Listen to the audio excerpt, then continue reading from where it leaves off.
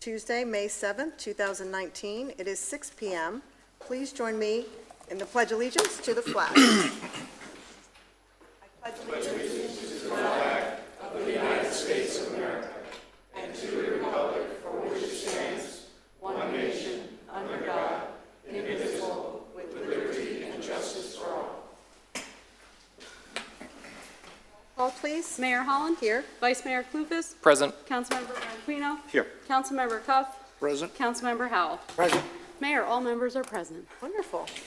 We'll now open up to public participation. Any member of the public wish to make public comment on items not on the agenda, please do so at this time. Please state your name for the record, and your 3 minutes will begin.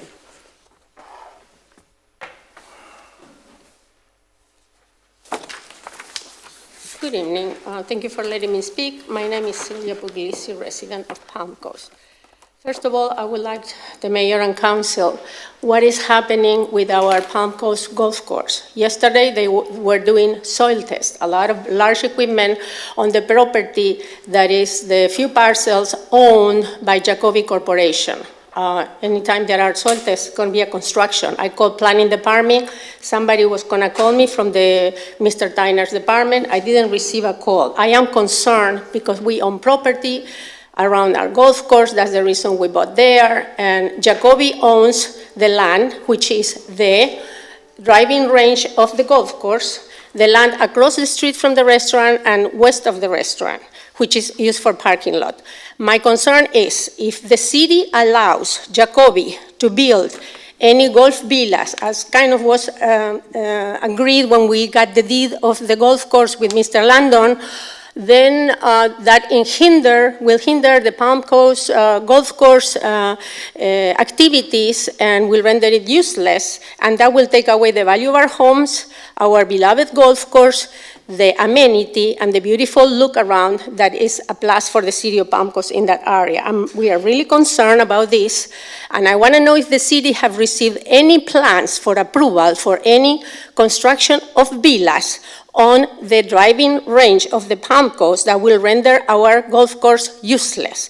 We, the residents, have a right of grandfathering on that golf course, which was opened in 14th of September 1971, was renovated after we paid $5.5 million when Centex damaged it, and we reopened it in 2009, and we have a grandfathering usage of that golf course. If a developer is allowed to hinder the use of the golf course or render it useless, affects our grandfathering usage and valuation of all the hundreds of homes we have around the golf course. I'm concerned. I just want to have a peace of mind, and the city tell the public what is planned for the golf course with these soil tests that were done yesterday. Also, I would like the city to help with the grant, with the federal community redevelopment grant, to use a few dollars from there to help relocation of some of our homeless. They have done a great job today. We had a meeting on the Flagler County Library, and Mr. Mullins was there, Mr. Howell was there, and they're doing wonderful things for those people. The city has like about $700,000, I believe, for the federal redevelopment community redevelopment grant that can be used for blight, for homelessness, and to help people with problems in their homes. That's all. Thank you. Thank you for your comments. Next speaker.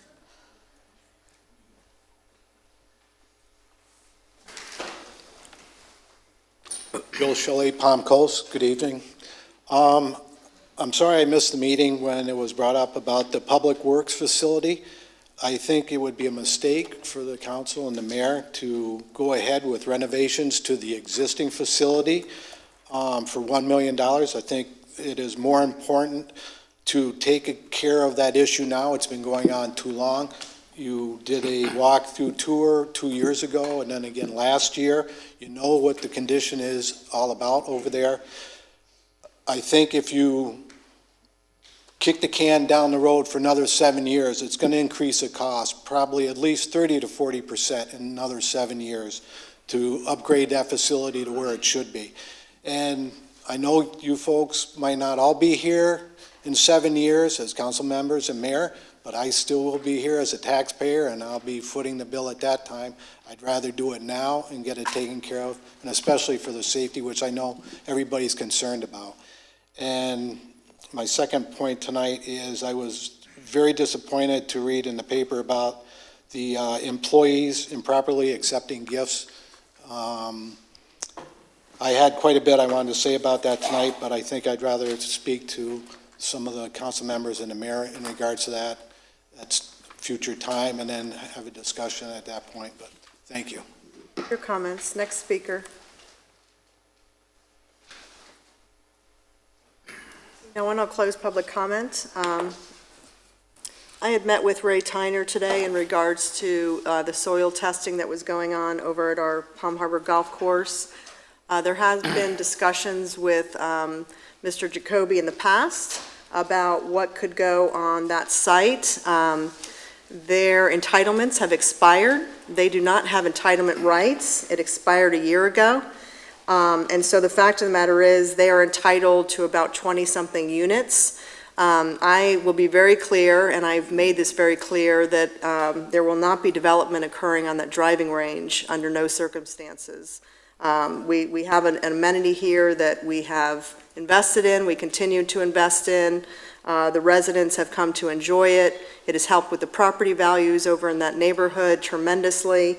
And so any type of development or proposals will go through our planning department. Nothing has been put through the planning department as of today.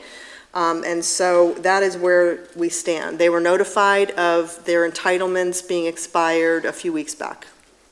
So, and as far as the CDBG grant for the homelessness, that's something that I would ask Mr. Morton to look into and bring back to us as an option.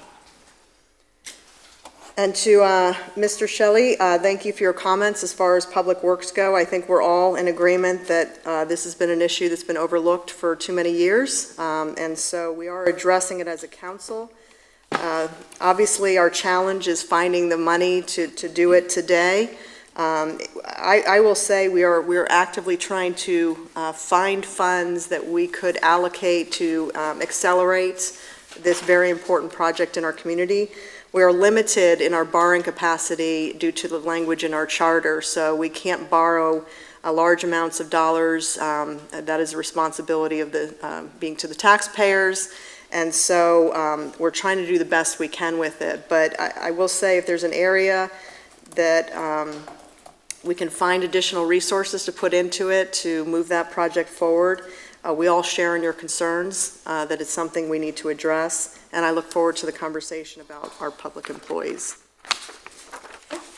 We'll move to agenda item number E, which are the approval of the minutes of the City Council, April 16th, 2019, and April 30th, 2019. Entertain a motion. Move approval. Second it.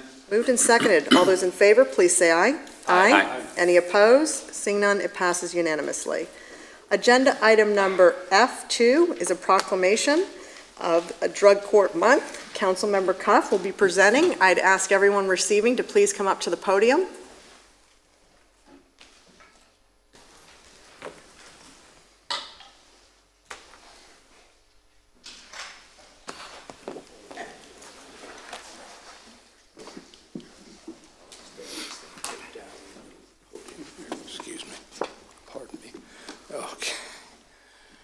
Whereas drug courts are an effective tool for reducing substance abuse and crime in our criminal justice system, and whereas for 30 years, drug courts have been restoring lives, reuniting families, and making communities across the nation safe through more than 3,000 operational drug courts, and whereas drug courts facilitate community-wide partnerships, bringing together public safety and public health professionals in the fight against drug abuse and criminality. And whereas research shows that drug courts are demonstratively effective and significantly improve substance abuse treatment outcomes, substantially reduce drug abuse and crime, and do so at a lower cost than any other justice strategy. And whereas Flagler County Adult Drug Court began in 2006, and 168 people have graduated from the program. And whereas 78% of Flagler County Adult Drug Court graduates had no new felony charges, and 87% of graduates had no new drug charges. And whereas the judges, attorneys, treatment and rehabilitation professionals, court personnel, and others dedicated to drug courts and similar programs are healing families in this community. And whereas the City Council of the City of Palm Coast recognizes the successful work of the practitioners and drug court participants to reduce the impact of drug abuse in our community. Now, therefore, be it proclaimed that the City Council of the City of Palm Coast does hereby recognize May 2019 as Drug Court Month and urges all citizens to recognize the significant contributions of drug courts and congratulate this year's drug court graduates. Signed this 7th day of May 2019, Melissa Holland, Mayor. Congratulations. Would someone like to speak? Yes. My name is John DeGardi. I'm the Flagler County Drug Court Coordinator. And where I could sit here and tell you stories all night, I'm not going to do that. I'm going to say I'd like to take this time to thank you for your support. Without your support, we couldn't become the program that we are achieving to be. I'd also like to personally invite everyone to a graduation. We have a ceremony coming up May 16th. And I'd like to send out this invitation to everybody today. Thank you. Michael Fallbauer, part of the drug court team and president of the Drug Court Foundation. Again, I'd just echo John's saying thank you for your support over the years. And I might be wrong, but over the last 5 years of graduations, I don't think I've seen many officials from the city, and really would urge you to put 10 o'clock, May 16th aside and come see us as we graduate 7 of our current participants that have completed the program. So I urge you to hope to see you there. Thank you again for what you do. Thank you. Okay. We'll now move to agenda item number F3, which is a proclamation, May 18th, Kids to Parks Day. Councilmember Branquinho will be presenting.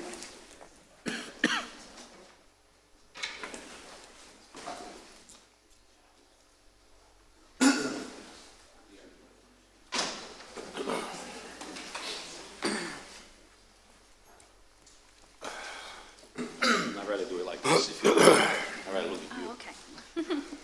See if I can read it. Anyway, it's a proclamation. Whereas May 18, 2019 is the 9th Kids to the Park Day, organized and launched by the National Park Trust, held annually on the 3rd Saturday of May. And whereas Kids Park Day empowers kids and encourages families to get outdoors and visit the beautiful parks in Palm Coast, around Florida, and across the United States of America. And whereas it is important to introduce a new generation to our nation's parks, and whereas it should encourage children to lead more active lifestyle to combat issues with childhood obesity, diabetes, mellitus, hypertension, and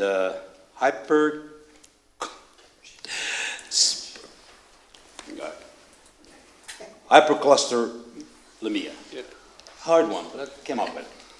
And whereas Kids to the Park Day, it's open to all children and adults across the country to encourage large and diverse groups of participants. And whereas Kids to the Park Day will broaden children's appreciation for nature and outdoors, and whereas the City of Palm Coast offers recreation activities such as stroller buddies, teen mountain biking, munchkin soccer, and our neck of the woods, and special events such as the Youth Fishing Derby to encourage families to enjoy our parks. Now, therefore, be it proclaimed by the Mayor of the City of Palm Coast, Florida, May 18, 2019, Kids to Park Day. Okay. Thank you, Mayor and Council, for your time and for officially designating Saturday, May 18th as Kids to Parks Day. We as Parks and Rec like every day to be Kids to Parks Day. We offer year-round programming for the youth in our community as well as their families to get out into our parks and trails, socialize, and just get away from so much screen time. We have so many activities to offer throughout the year, like teen mountain biking, Munchkin soccer, our recreational camps. I could go on and on. We definitely recognize the importance of Kids to Parks Day. We support it every single day, and we truly appreciate your support as well. Thank you. Thank you. Okay. Now, move to agenda item number F4, which is a proclamation of National Water Safety Month. Councilmember Howell will be presenting.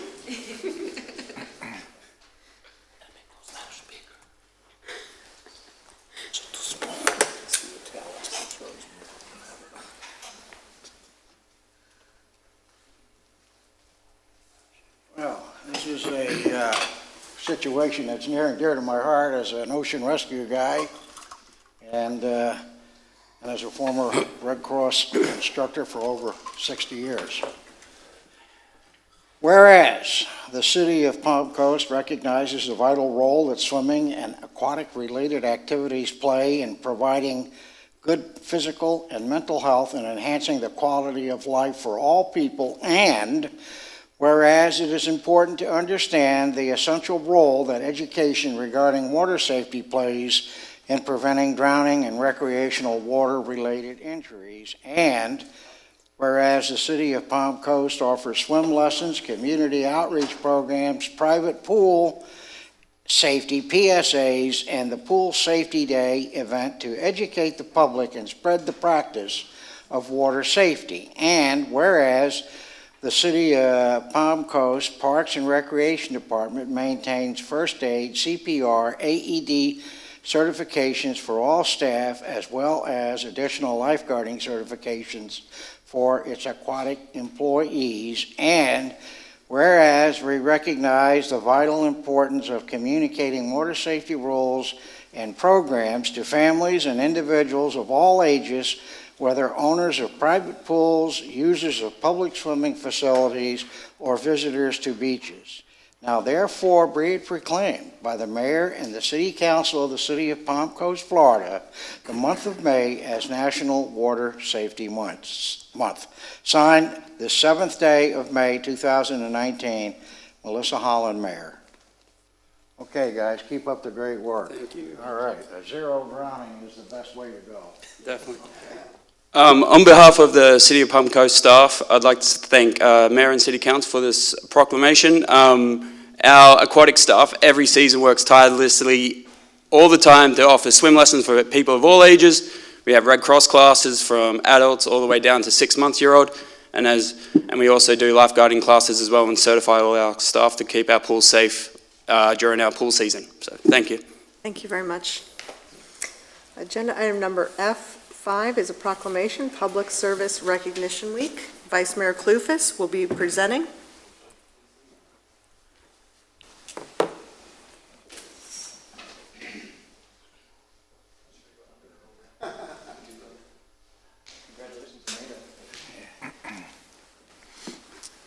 Mayor, Council. Whereas Americans are served every single day by public servants at the federal, state, county, and city levels. These unsung heroes do the work that keeps our nation working. And whereas public employees take not only jobs, but oaths.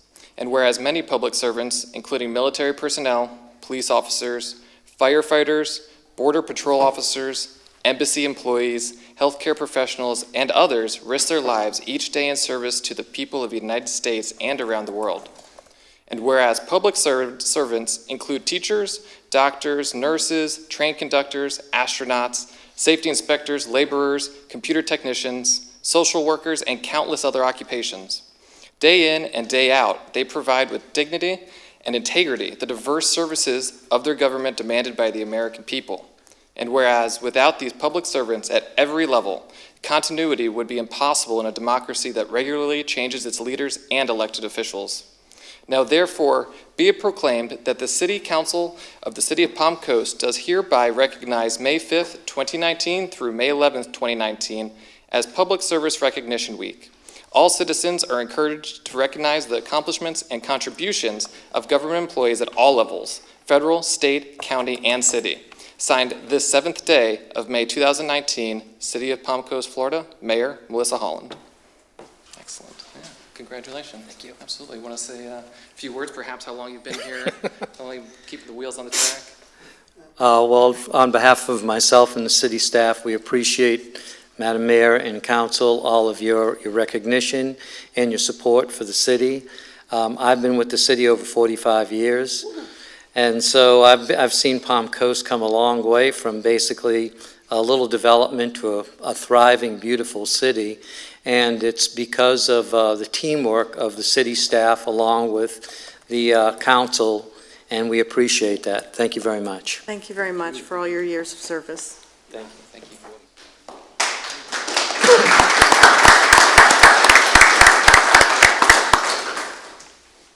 Now move to agenda item number G6, which is an ordinance. Mr. Reichman.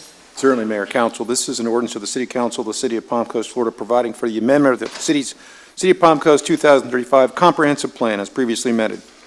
This is pursuant to Chapter 163 Florida Statute, and amends the future land use map or flume designation for 89 acres more or less of certain real property from Flagler County future land use map designations mixed use, high intensity, and mixed use, low intensity, to City of Palm Coast designations of mixed use as described in more detail in the legal description, which is an exhibit to this ordinance. This ordinance provides for conflicts, ratification of prior acts, codification, severability, and effective date.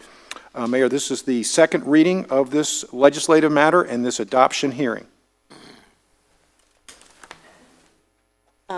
Matt, did you want to add anything to it before we have staff present, or no? Just a quick overview. This will actually address items number 6 and 7, that this Marina Village Lighthouse Harbor Flume rezoning. Again, as Mr. Reichman noted, second reading. Staff has worked extensively with the developer to address council concerns from the first reading of this. This is a mixed-use development in an area that presents opportunity for residential and some much-needed waterfront-based recreational and leisure opportunities that are intended to serve the entire community. Thank you. Thank you very much. Good evening, Mayor and members of City Council. Jose Papa for the Community Development Department. Just a brief overview of some of the changes since first reading. Again, 89 acres, newly annexed area. It was a future land use map and a zoning map amendment, basically changing it from the county designations to city designations for the flume and for the zoning. As required by state law, the flume amendment was transmitted to the state land planning agencies and the other state agencies. We did not receive any substantial comments on the flume amendment, and so there are no changes proposed to the proposed flume amendment. Moving on to the master plan development, which is part of this package. Basically, staff worked based on comments that we received from City Council at first reading. We worked with the applicant to make some changes to the application. Highlighted by these following bullet points. 1, deleting the alternate conceptual master plan. 2, deleting the multifamily units on track 6, and that would be the track that's adjacent to Sea Ray, and that's this tract. So clarifying that that's where the dry storage is permitted on that tract. And finally, the issue of the buffer between track 6, that tract we just went over, and the Sea Ray property, doubling that from 10 to 20 feet. Again, in this case, you would have a non-residential use adjacent to another non-residential use in this instance. And those changes are also reflected in the tract map that's attached to the MPD. And again, the main changes here is that in track 6, you would see that the only permitted uses are those which are consistent with our general commercial zoning districts. So at this time, staff, and as well as the planning board, recommends approval of both the flume amendment and the zoning map amendment with the MPD agreement and the changes summarized by staff. And I'd be happy to entertain any questions. Well, any questions at this time? I have none. Open up to the public. Any member of the public wish to make public comment on agenda item number G6, please do so at this time. Seeing none, I'll close public comment, take it back to this council. Move approval? Second. Been seconded. All those in favor, please say aye. Aye. Any opposed? Seeing none, it passes unanimously. Agenda item number G7 is an ordinance. Mr. Reichman. Mayor, council, this is an ordinance of the City Council of the City of Palm Coast, Florida, providing for the amendment of the official zoning map as established in Section 2.06 of the City of Palm Coast Unified Land Development Code. This ordinance amends the official zoning map for 89 acres, more or less, of certain real property generally located at Colbert Lane and Roberts Road. It's more particularly described in the attached Exhibit A to the ordinance. Rezoning from Flagler County Planned Unit Development, or PUD, to City Master Plan Development District, MPD, zoning district, with a development agreement attached to the ordinance as Exhibit B. This ordinance provides for severability for conflicts, provides for an effective date. This is the second reading of a quasi-judicial matter, Mayor, so if there have been any ex parte communications since first reading, those should be disclosed at this time. Let's let the record reflect there are no ex parte communications. There's nothing else to add. We can just put it to staff? Yes, thank you. Great. We presented the changes with in the previous PowerPoint, so there's nothing for staff to add at this time, Mayor. Council, any questions? I'll open up to the public. Any member of the public wish to make public comment on agenda item number G7, please do so at this time.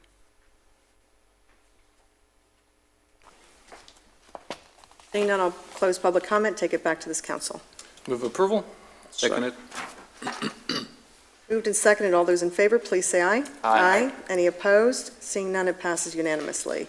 Agenda item number H8 is an ordinance. Mr. Reichman. Yes, Mayor.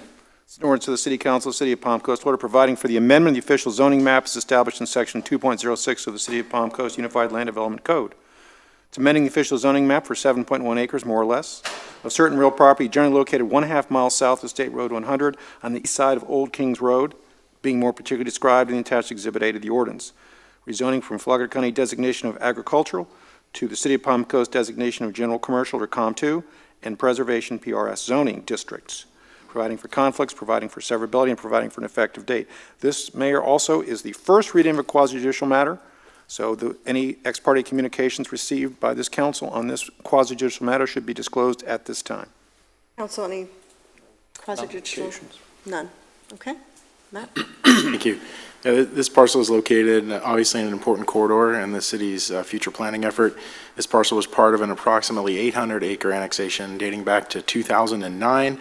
This parcel provides a unique opportunity to expand the existing cemetery, which is north of this subject property, but it also balances the need to recognize the environmentally sensitive areas located along this corridor. And with that, we have Jose Papa here to present. Right. Thank you again. This is a straight rezoning,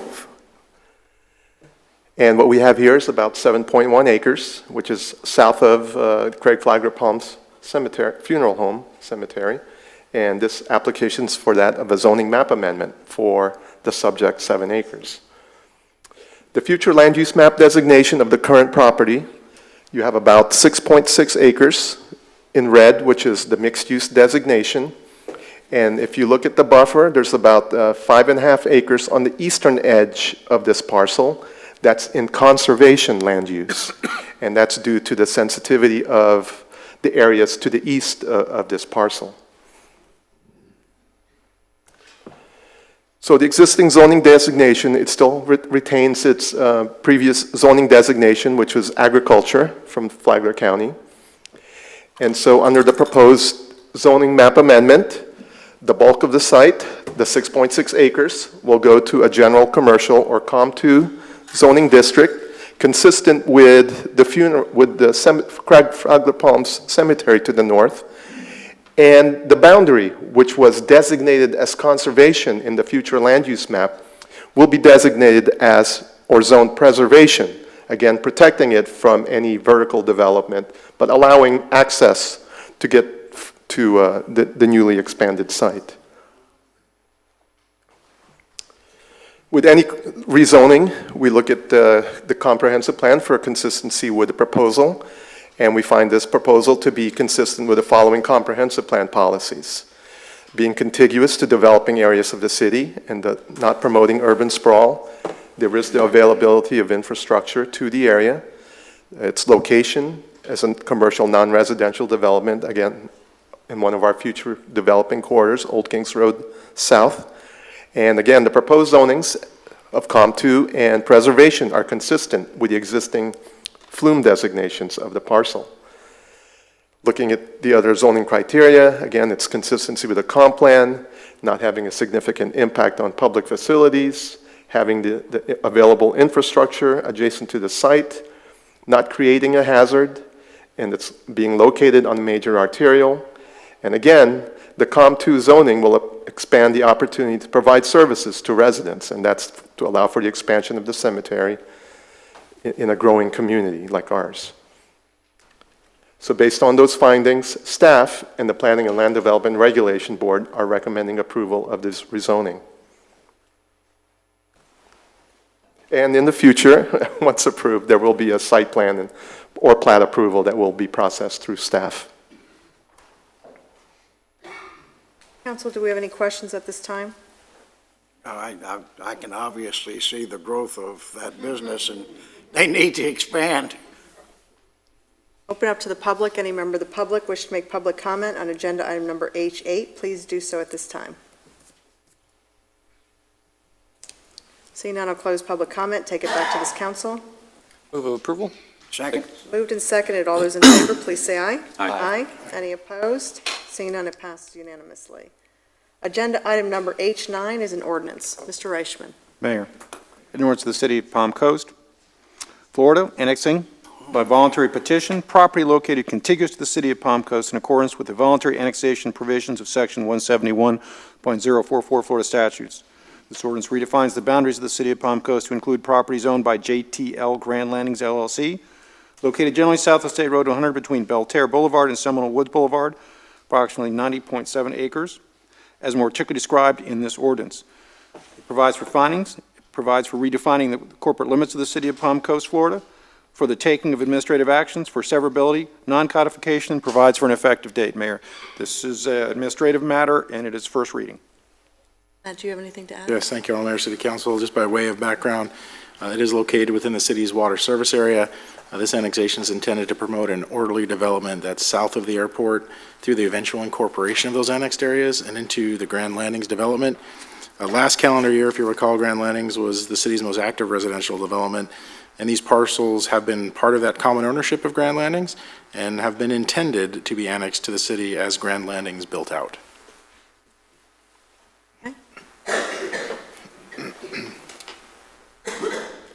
Thank you. This annexation is for 90.7 acres, as we previously went over during our workshop, that the 90.7 acres is adjacent to Grand Landings, which is approximately here. And the landowner's plans for the future is that these lands will be amended and developed as part of Grand Landings. And as Mr. Morton mentioned, Grand Landings is one of our fastest growing community or areas in the city. And this annexation does meet all the statutory requirements for annexation. Council, any questions or comments at this time? I have none. None. I'll open up to the public. Any member of the public wish to make public comment on agenda item number H9, please do so at this time. None, I'll close public comment. Take it back to this council. Move of approval? Second it. Moved and seconded. All those in favor, please say aye. Aye. Any opposed? Seeing Aye. none, it passes unanimously. Okay, we'll now move to agenda item number I-10, which is a resolution approving the purchase of materials, equipment, design, and construction services and related expenses for improvements at city facilities 1 Wellfield Grade and 2224 Utility Drive.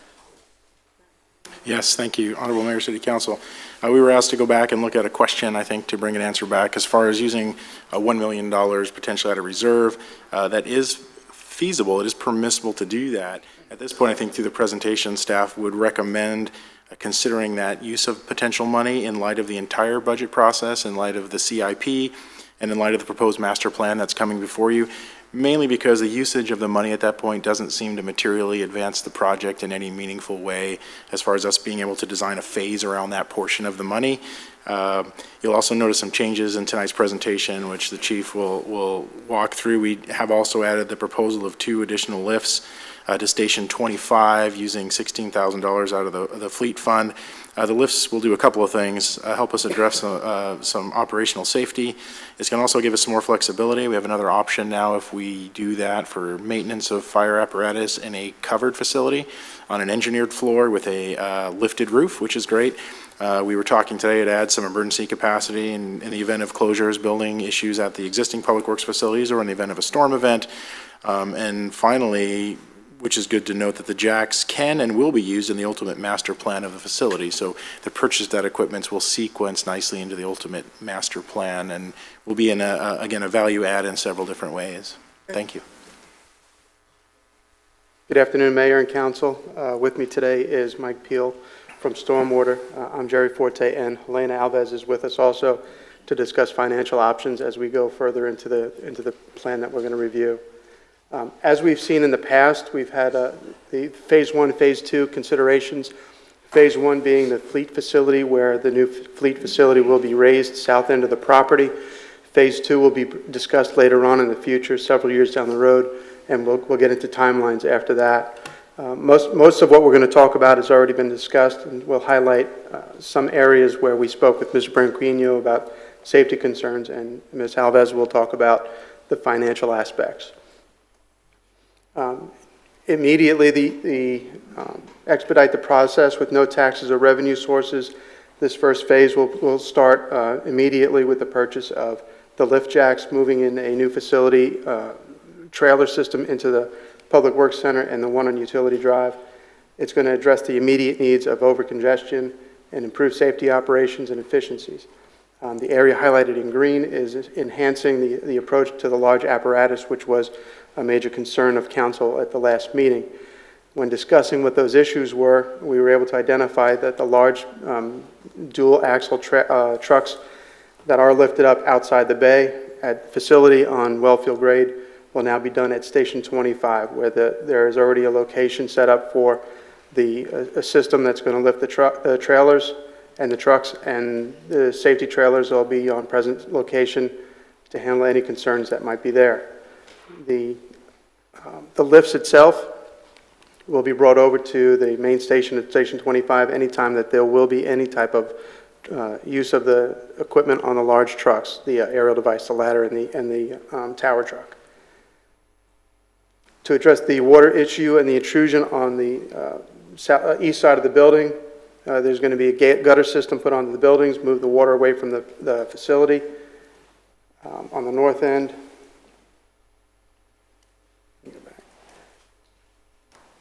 they're going to add an area of covered fleet to the service area and additional restrooms to the main building and the structure that's currently occupied by the administration office.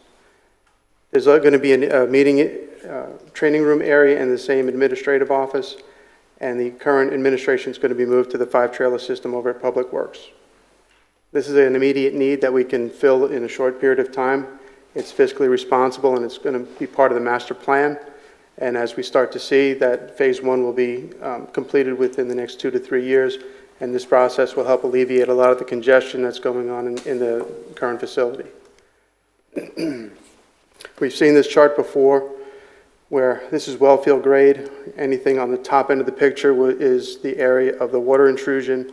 In the center is the area of the main fleet building, where all the work is done, and the trailer is to the south and north end of the facility, where the 2 trailers will be coming out and 5 trailers be replacing that for the administration part of the complex.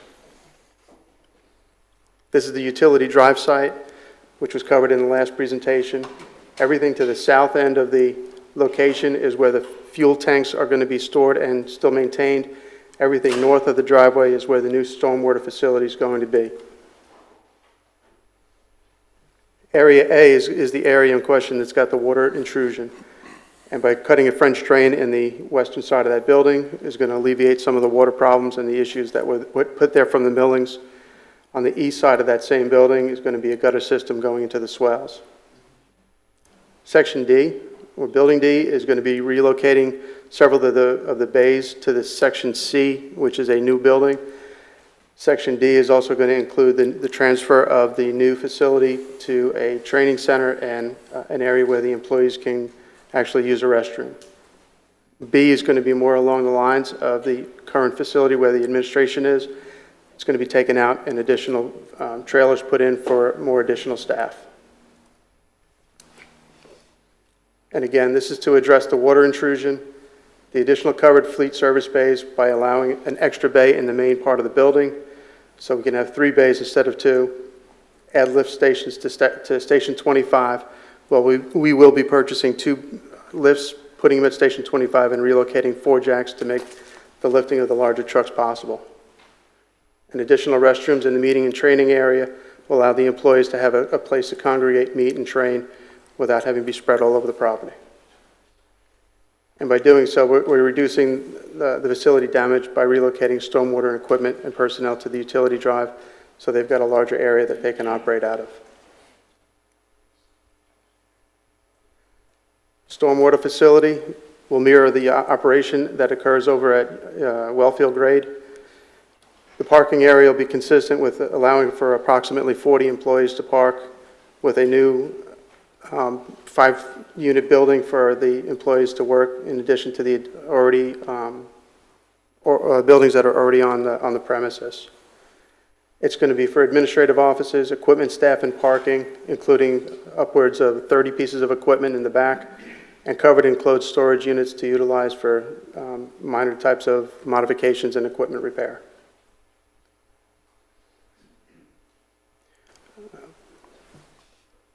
Funding, Helena?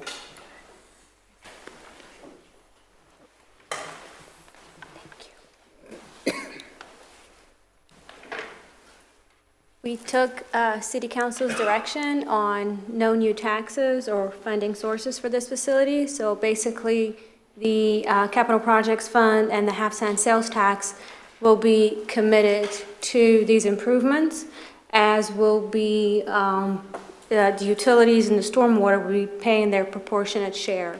Just like the chief said, the fleet lifts will be purchased from the fleet fund.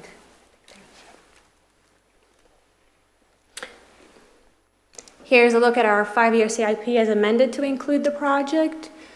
The Public Works facility in 19 will have these temporary improvements that were discussed today, and in 19 we'll start the design for the construction of the new building.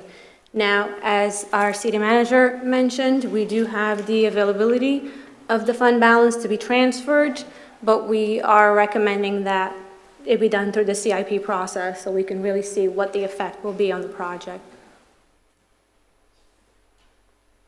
There will be an increase in the operating expenditures since the modular buildings will be larger, we'll be able to accommodate current needs, and that will be addressed through the operations budgets.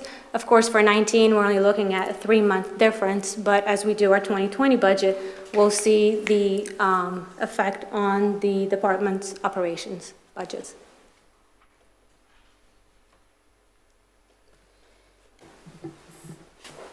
Timeline projections at this point look at, we can do a lot of things in the next 3 months. Purchasing the lifts will probably take 30 days, and we can start that process tomorrow if approved. Water intrusion, grading, and installation of gutters can also be done before the end of this fiscal year. Stormwater lease trailer and replace the public works trailer can be done in 40 to 45 days after approval. And the stormwater building improvements will begin at the same time as after the approval is done. Public Works fleet and facilities is going to be done just before the end of this fiscal year and start moving towards 2019. Once the fleet and facilities area has been approved in the next year's budget, we can start the process of design and move towards implementation. And the Public Works additional restrooms and training area can also be done once we have the people out of the main area of the administration area of Public Works and moved into the trailers. Future considerations in 2020 to 2023 include the design of the new fleet facility as well as relocate the sign and signal shop after the fleet has relocated to their new location.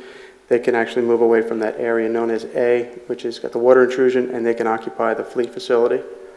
And then from 2024, consideration would be for phase 2 for later operations once funding is available.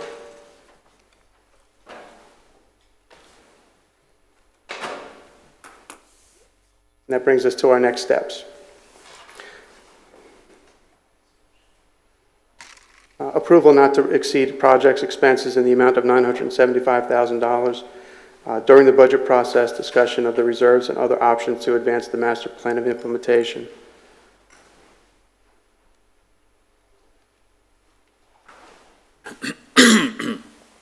Council, do we have any question at this time? I don't have a question, but I do have a comment. I would like to thank you for the improvements that we're doing for these workers at Public Works. The sanitary part of it was one of the worries. It's been taken care of. Yes, sir. The other part, okay, with the safety, I'm glad that you met with me last Tuesday, and we came up with this solution with using Station 25. Instead of spending the extra $1 million that everybody was worried about, we spent $16,000. And my main worry, which was the safety, it's completely gone. So therefore, thank you very much for allowing this to go on. That was an easy response. And for the operation part, just making these things happen is just going to be a logistical operation. We can plan it out in advance, and we can move the trucks over that need to be moved. Thank you for taking the time to do that. Yes. Also, when I had asked that we remove the television recording of our intersections out of that building, are we doing that? Yes, we can do that. The area that they're going to redo the training area, we have to leave 2 offices in place. That's going to meet the code. If we take down all the walls in there, it's going to open up the facility to a larger area, which is set the building to a different code process. So if we keep those 2 offices in place, take out the other walls inside that training area, then we'll be able to leave those offices in place. Tyler and the signal shop will be able to move into that location and have all the computer access that they need. So are we moving them? We are moving them. Thank you. Yeah, it'll be before the end of the fiscal year when the construction's done in the main building. Okay, I just want to make sure, I mean, it's one thing to fix a water intrusion building, but it's another thing to leave, our employees when we have water in a building and have had water in a building for a long time. Okay. Any other questions or comments? Any member of the public wish to make public comment on agenda item number 10, please do so at this time. Thank you. Close public comment. I'll take it back to this council. Move of approval? Second. Moved and seconded. All those in favor, please say aye. Aye. Any opposed? Seeing none, it passes unanimously. Any member of the public wish to make public comment on agenda item number J, 11, 12, 13, 14, 15, or 16, please do so at this time.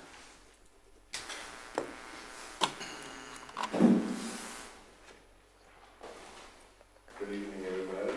Evening. Host. On number 12, resolution approving right-of-way road acquisition land donation of Florida Department of Transportation for the Matanzas Woods Roundabout. Roundabouts don't work, circles don't work. What works is a traffic signal. I don't think we should have a circle there. Doesn't work. You want to slow down traffic, put up the lights saying the yellow, red light up ahead, it works. Circles don't, and in the future with hospital expansion and expansion of this city, Matanzas Woods is going to end up being a 4-lane highway within 5 years, trying to get from 95 to the new hospital or from 1 to the new hospital. Roundabout isn't going to help that. So please vote against that. Do not consent and tell them to come back with something else. Thank you. Thank you for your comments. Next speaker.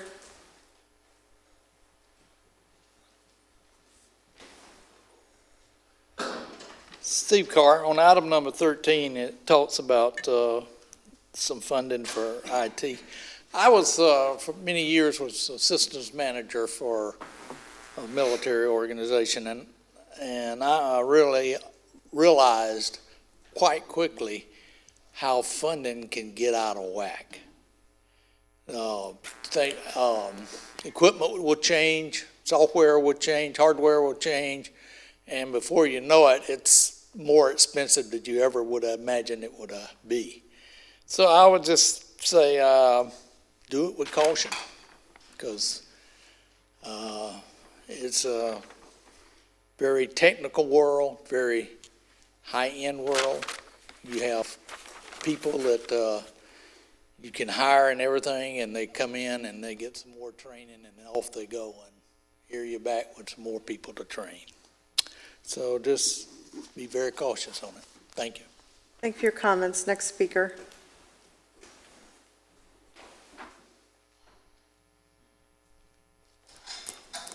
More or less, I have the same concern of our resident, Mr. Carr, regarding the IT funds and usage of our taxpayers. I think we're competing with the big boys, which are AT&T, Spectrum, Google, you name it. Those companies are funded by investors, and this city is funded just by maybe 70-something taxpayers.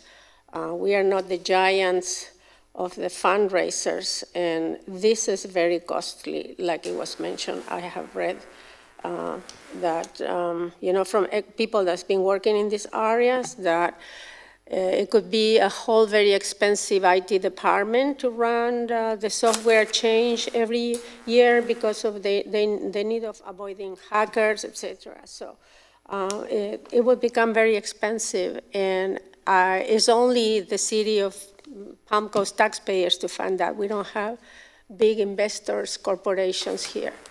The big boys have all the tools that they need to run IT enterprises and fiber optics. It is good to be a leader, but the Queen of Spain knows how much he spent on Mr. Columbus to get to America, and he died a pauper. Please, let's don't repeat the story. Just my opinion. Thank you. Your comments. Next speaker.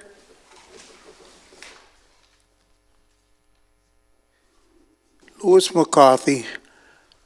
Look, on this IT thing, we have to have a certain amount of control. And we don't want to give up control. Now, we can be sensible about software, hardware, and stuff like that. But at the same time, I do not think that us giving everything that we've already worked for to put in the ground and just hand it over to this company or that company to screw us. And they will, because their function is to make money. Our function is the service of the people here. So be wise about that. Thank you. Your comments. Next speaker. Okay, I'll close public comment. I'll entertain a motion to approve the consent agenda as read. Make the motion. Seconded. Moved and seconded. All those in favor, please say aye. Aye. Any opposed? Seeing none, it passes unanimously. Agenda item number K is public participation. If you've not spoken at the beginning of the meeting, this is your opportunity to speak at the end. Please state your name for the record, and your 3 minutes will begin.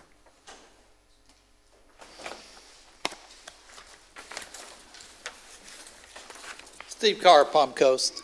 We had on there for May 18th is Kids Park Day. I'm concerned about the park on Florida Park Drive and the kids over there on Florida Park Drive that play on the basketball courts. The World Health Organization, EPA, CDC, many universities around the world have talked about close proximity danger of traffic to children and what it can cause to them. Asthma, diabetes, respiratory problems, sinus infections, and one of the worst, leukemia. We have reached at some point 8,600 cars per day on Florida Park Drive. That's over 3 million cars a year on Florida Park Drive. The basketball court's only 80 feet from all that traffic. All that traffic going by, it's not just the fumes coming out of the tailpipes. It's the traffic dust that it kicks up from the tires, from the brakes, wear and tear on the car. All that stuff is making its way to the basketball courts. So what is how is this affecting the children? Are we concerned about how it's affecting the children? I mean, the reports are out there from these health organizations sounding an alarm about it. And yet, the courts are still there, and the traffic is still there. So let's be environmentally concerned about the health of our children, because that's the park they're going to go there to play. They're going to play basketball. When they're playing basketball, it's high cardio activity, which means they're breathing pretty hard. So it's not going to be hard for them to breathe these particles in. So I just ask you to do something about it. Thank you. Your comments, next speaker.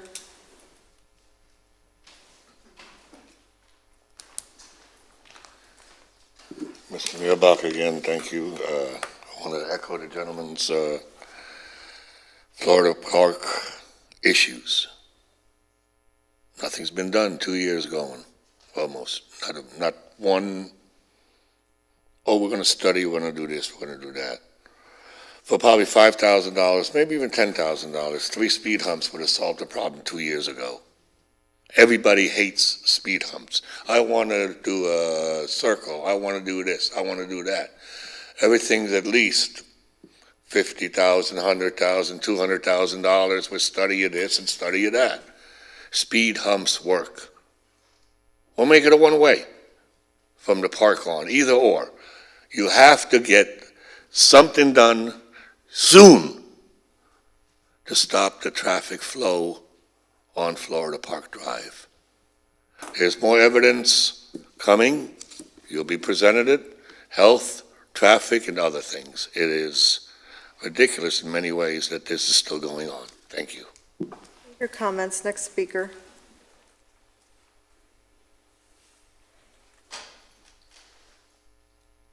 Good evening, George Mayo, Palm Coast. Number one, who controls the thermostat? It's hot in here. Number two, I see Commissioner Donald O'Brien is with us again, as he is many times.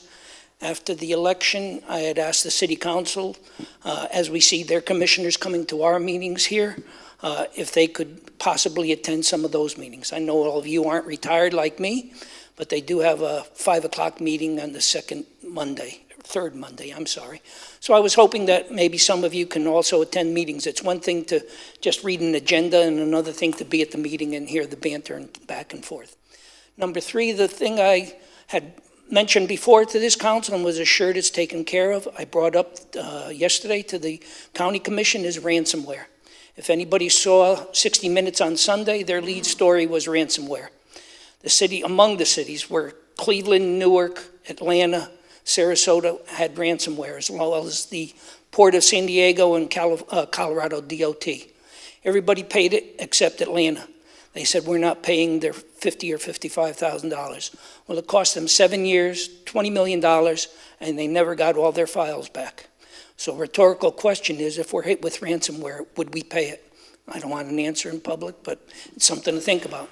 I asked the county, do we have an IT security specialist?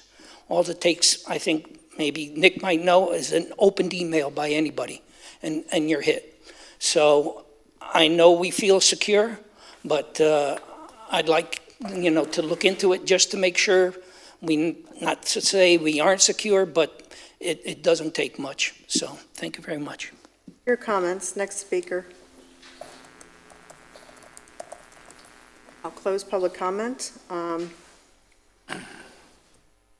We've updated everyone that Fuller Park Drive will be put on a future agenda for discussion. I agree it is hot in here, so if we can adjust the thermostat, that would be great. I actually watch every county commission meeting on television. I'm grateful that it's televised. I'm grateful that I can watch it televised, and Chairman O'Brien's well aware because we have conversations often about some of the topics that they're discussing, which is a good thing.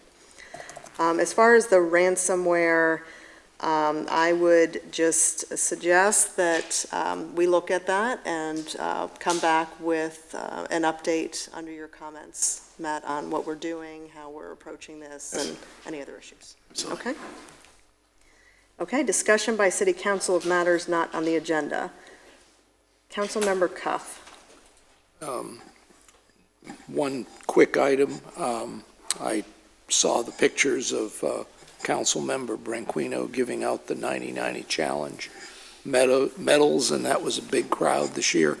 But I did want to thank the staff for another, what looked to be certainly a very successful and popular Arbor Day, Earth Day celebration here at Town Center on Saturday.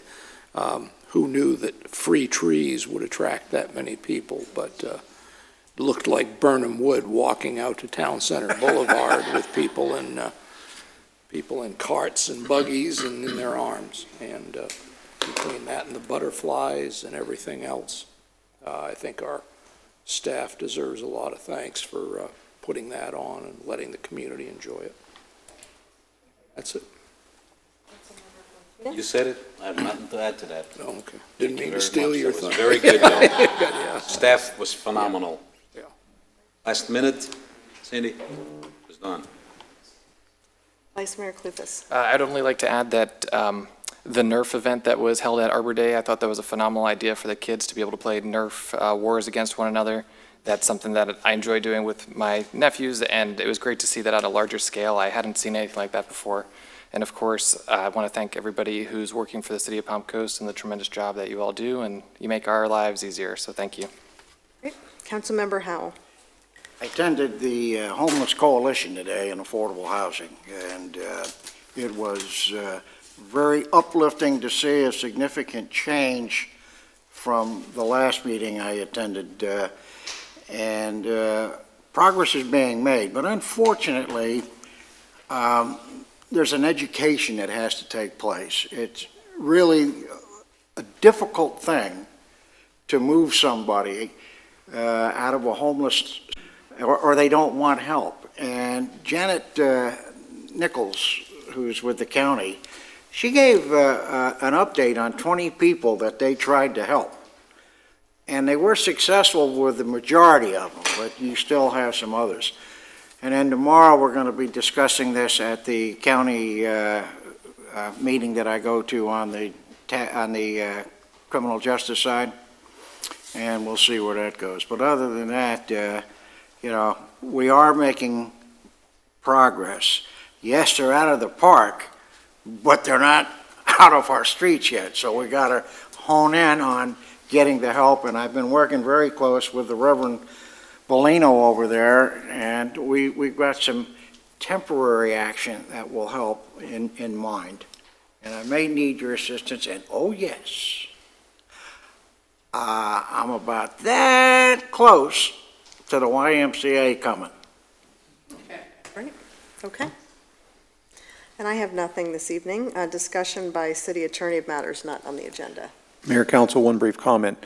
The legislature this year has passed a bill, and in that, among others, and in this particular legislation, which is on the governor's desk, it will provide for an opportunity for litigation against local governments, not just the City of Palm Coast, obviously, the local governments, in the event that there would be a finding or a claim that any local government's codes, or land development codes, are preempted. And given the history recently of more and more statutory preemptions, There are consequences in this legislation if it is signed by the governor that will provide for prevailing party attorney's fees in the event that the lawsuit is brought by a private citizen alleging the existence of a city code that is inconsistent or preempted by state law. I bring this to your attention because we will be monitoring if this legislation, if it's signed by the governor. What we are going to be doing in the meantime is taking a look. My office will be looking at your code, in your land development code, to determine whether there's anything that could in your codes that could arguably be inconsistent, but more particularly expressly preempt by the legislature. If we find such matters, and it is a moving target because there is more and more that is being preempted, but if we find something, we'll be bringing that back to you for discussion and for potentially action by this council to make sure that we stay ahead of this potential litigation and we do not face it and not have to expose our revenues to claims for attorney's fees. So that is my report, and we will be getting back with you depending upon the results of our investigation. Thank you. Discussion by city manager of matters not on the agenda. I don't have anything tonight, thank you. Awesome. I move to adjourn this meeting. Awesome. Good. Well, that was awful silent.